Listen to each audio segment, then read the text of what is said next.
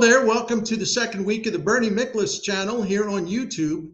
Thank you for all your wonderful support during the first week. We're doing pretty well, and we'll continue to get better. I'll continue to get better. Need some technological improvements, things like that. Got to get better lighting in here. You know what I'm saying. I want it to be good. I want it to be really good. But right now, I'm just kind of grinding it out till I find my way and figure some things out. So thank you for your patience. Most of all, thank you for your support. The big story, I think, around town the last 24 hours, 36 hours has been Jordan Walker. Should the Cardinals bring him up? Should they promote him from Memphis? You remember he got off to a terrible start, hitting 155, and they sent him to Memphis in late April. I thought it was a justified move at the time because he was drowning. He kept chasing low and away pitches. Major league pitchers ain't dumb. They know where to go to attack the weakness, and they attacked that weakness repeatedly, and he just couldn't counter it because that's not the zone where right-handed hitters are going to be good, and they're certainly not going to hit the ball with authority. So anyway, Jordan Walker needed some time down in Memphis. He didn't exactly tear it up for a while. He started to get a little better, but since around July 24th, and actually you could go back maybe a week before that, but we'll stick with July 24th. So if you look at his numbers since July the 24th, you're seeing evidence that Jordan Walker has followed through on the recommendations to try to hit the ball in the air more, quit chasing the low and away stuff, also try to pull the ball more because that's where the power is. And people may not like to hear that. That's where his power is. If you look at his rookie season stats, I ain't going to run down everything, but his home runs, most of them were to the pull side. See, he has a tendency to hit opposite field a lot, hit straight away a lot. That's not where his power is. Okay, it's as simple as that. That is not where his power zone is. So he's got to get it in the air more often, and he's got to pull it more often. And he's been working on those things and making really good progress. The thing that excites me more than those numbers, and those numbers are outstanding, 343 batting average, 400 on-base percentage, 687 slug, OPS over 1,000, 6 doubles, 5 home runs, and only a 19% strikeout rate. Okay, those are great numbers, to say the least. But what I think is even more exciting are the underlying metrics that tell you whether the guy is doing what he has to do to put up those good numbers. I mean, you want to see a higher exit velocity. You want to see a higher hard hit rate. You want to see a higher barrel rate. You want to see longer distances on his fly balls, okay? It's a pretty short checklist. Well, yeah, and stop chasing those bad pitches low and away, of course. His average exit velocity since July 24th is up by a good amount, 92 miles an hour plus.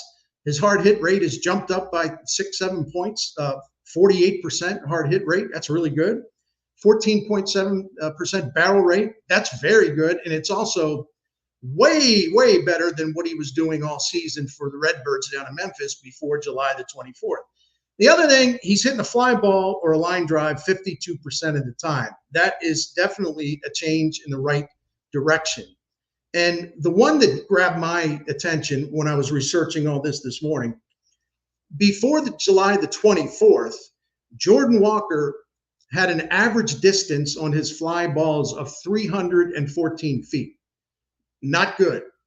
Since July the 24th, the average distance on his fly balls is 330 feet. That is much, much better. So he learned the lessons. He's implementing them. He's been doing the right things. He's been doing them better.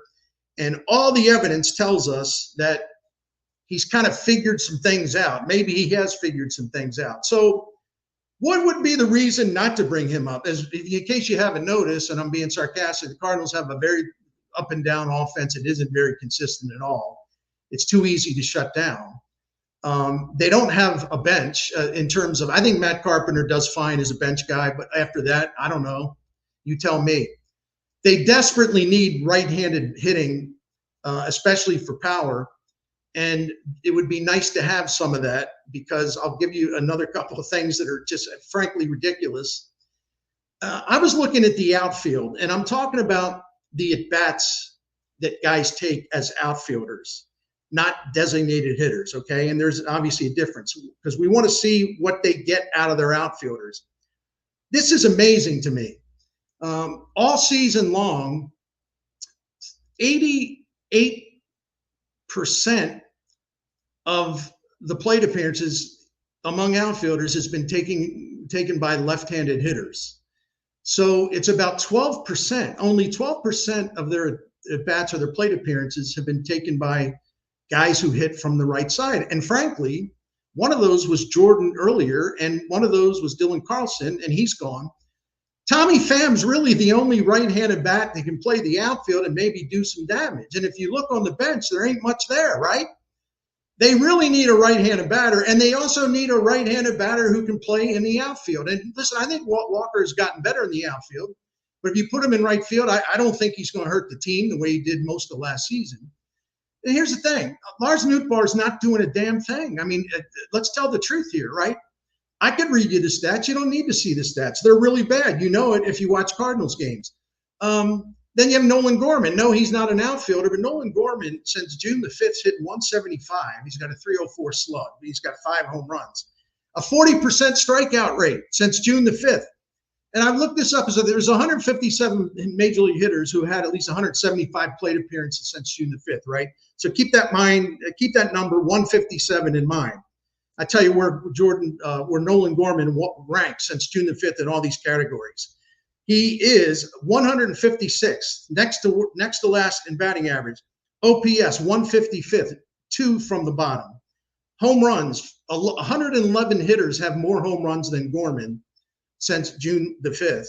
And if you look at his on-base percentage is awful too. So what I'm trying to say is his slugging percentage is 150th out of 157.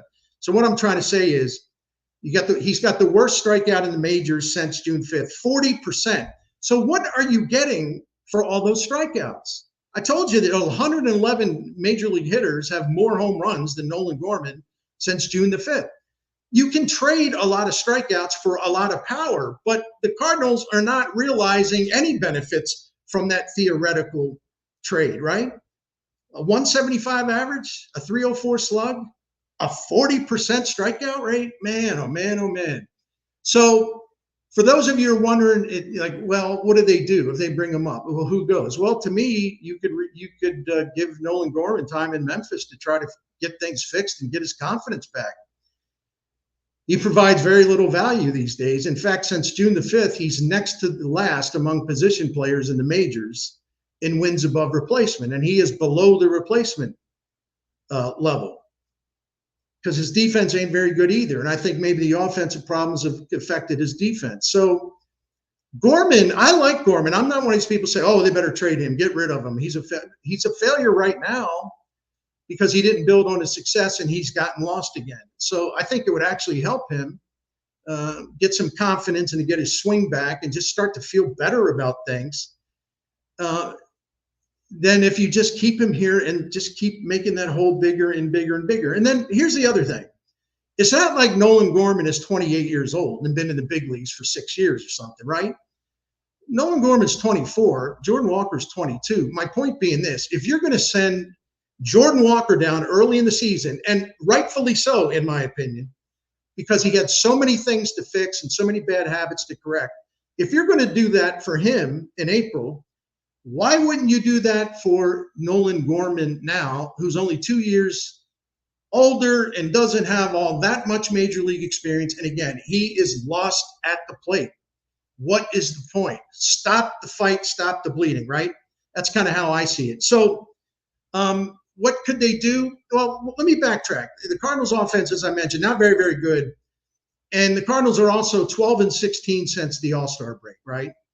No, I take that back. My bad. Since their hot streak that they were on, 33-18, right?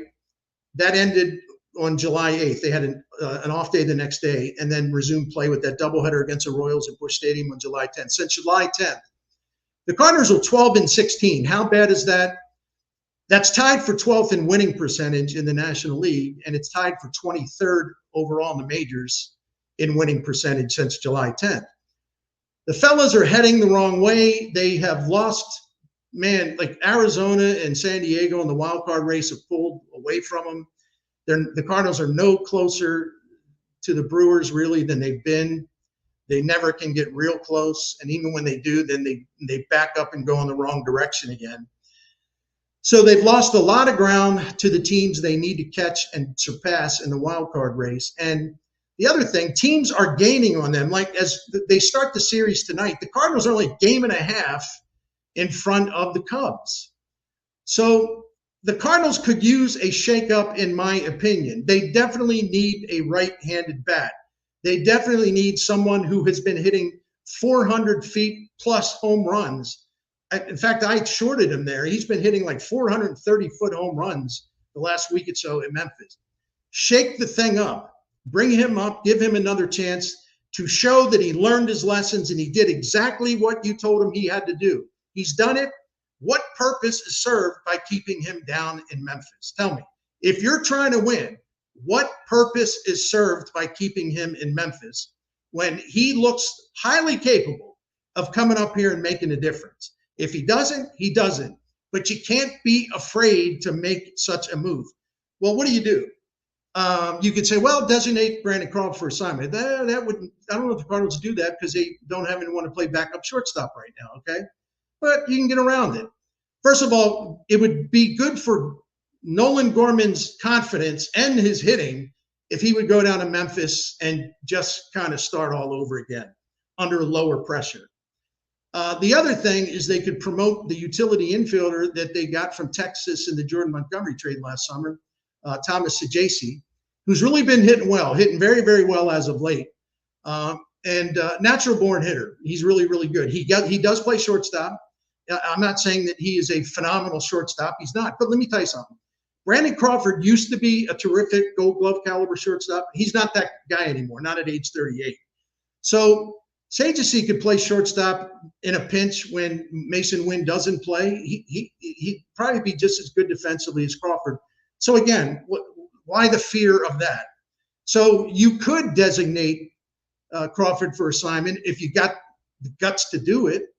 And if you don't, you're not willing to do it, then it tells me you're not truly committed to winning. It's as simple as that. The other thing is this is a 2-for-2 swap. You bring Walker up, Sajasi up, you send Gorman down, and you designate Crawford for assignment. There you go. Is it really that painful to do that? We don't want to embarrass Brandon Crawford like that. Oh, he's a veteran guy. Everybody respects him. Stop it.